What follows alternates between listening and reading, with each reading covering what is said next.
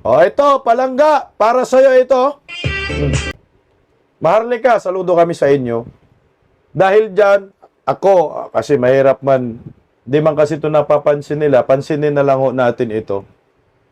Si Pangulong Duterte nagbigay ng mensahe pala kay Maharlika at sa hakbang maisog. Ayan po, dyan sa Amerika. Deserve ni Maharlika na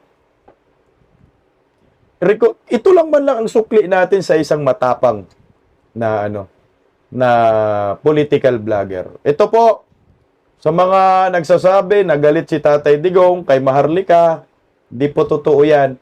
Kasi mismong si Maharlika ho ay binati po ni Tatay Digong dito. Okay, pakinggan po natin, bigyan po natin ng moment ito. Sa mga maisog Maharlika, Los Angeles, California. Kumusta kayo? At may pinaglalaban kayo para sa kabutihan ng ating bayan. We do not go for destroying the government. We are for the present government, but you would like the government to hear yung hinakit na ng mga tao, and the suffering and the hunger that the government should at this time matutukan nila. I don't know how. I do not pretend to know kung alam ko rin, dumaan rin ako dyan. So, ang akin lang is just a gentle reminder to the present administration and of course, the maisog keep on harping to government and the Republic of the Philippines to do more. To do more kasi that's their duty. Kailangan talaga para sila yung nasa pwesto eh. So kulang at dagdagan pa ninyo. At kami naman ditong sambayan ng Pilipino, tutulong rin sa inyo. Just make sure that you do not abuse the power and you are really for the people. And we are with you, the government of the Republic of the Philippines, including President Marcos. Ayan o, Salamat mensahe po. ni Pangulong Duterte kay Maharlika at sa hakbang maisog. O, isa lang ang ibig sabihin nito mga kabisdak.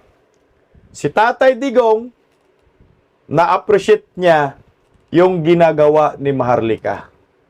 At alam ni Tatay Digong, yung ipinaglalaban ni Maharlika ay para sa bayan at yung ipinaglalaban ng hakbang maisog.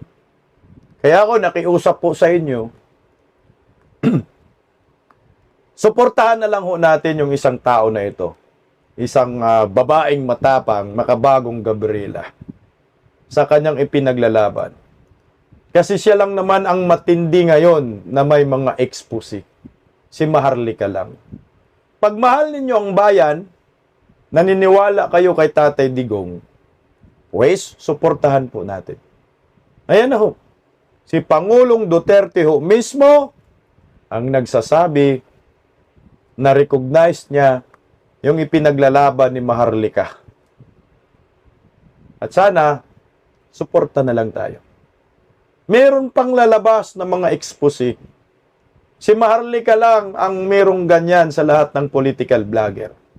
Sa totoo lang. Matapang, buwis buhay. Kasama pamilya nito. Kasama pamilya ni Maharlika, nanganganib din yan. Pero hindi siya nagdadalawang isip na ilabas.